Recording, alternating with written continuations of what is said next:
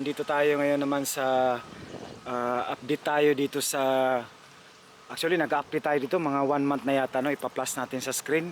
So yan na yung pagbalik natin dito. Ayan, samahan nyo ko. I hope nasa mabuti tayong kalagayan. Tsaka yun, mabuti ang panahon ngayon, no? Medyo mainit siya. So okay, papasok tayo dun sa loob. Last time kasi dito lang tayo sa labas, pupuntahan natin dun sa loob.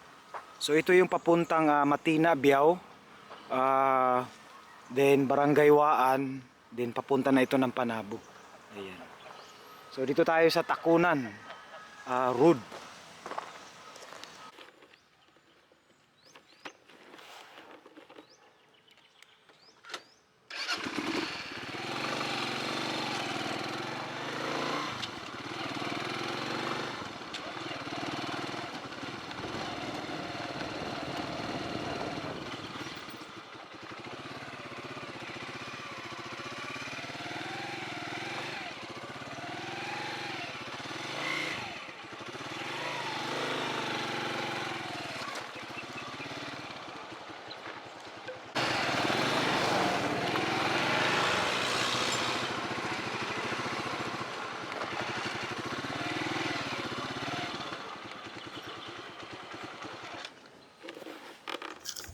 Ayan, no, nakikita natin itong kalsada, no, dito sa road opening.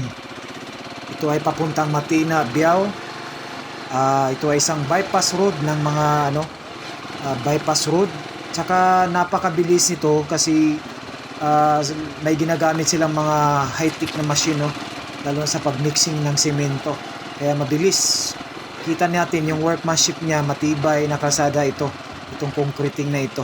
Tsaka target nila matatapos ito ay by 2027.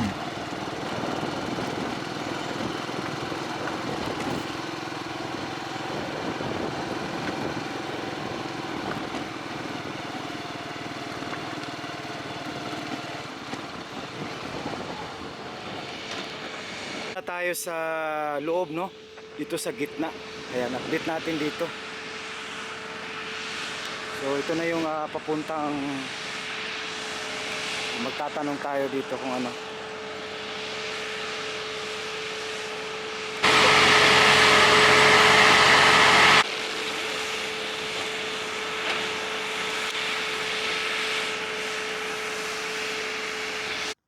Ayan, no, hanggang dito lang tayo, hindi na tayo pumasok. At least dito lang tayo, at least nakapag-update tayo sa inyo mga kapatid.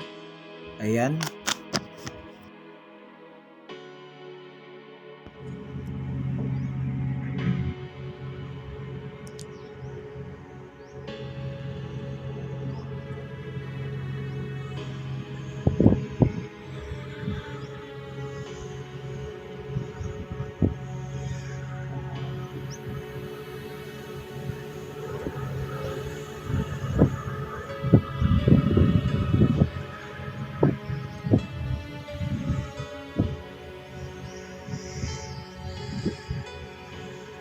So ayan, no, ito na yung mga bypass road sa Road Mountain Tunnel from Davao City to Panabo. So yung Toril kasi part kasi ng Davao City. So actually kung magbiyahe ka papuntang Panabo, nasa 2 hours talaga, lalo na pag may mga traffic. Pero pag natapos ito, no, nasa 49 minutes na lang.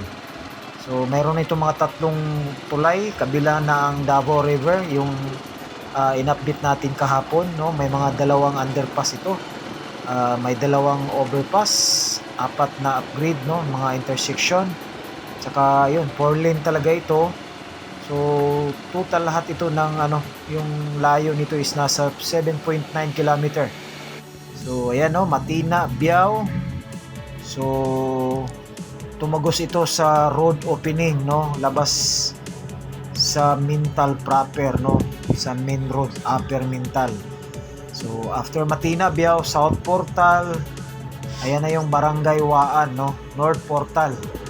So alam naman natin ang contractor nito itong JICA, no, itong mga Hapon, no. So ayan, no, hanggang dito na lang tayo, hanggang susunod muli. Maraming salamat sa inyo mga kapatid, no. Don't skip ads and subscribe, like and share sa mga bago. Don't forget to hit the bell para updated po kayo lagi sa susunod natin na mga update projects in mga infrastructure, no? Salamat, maraming salamat sa inyong lahat. Lalo na sa ating mga subscriber, no? Shout out sa inyong lahat. Hanggang dito na lang. Bye-bye.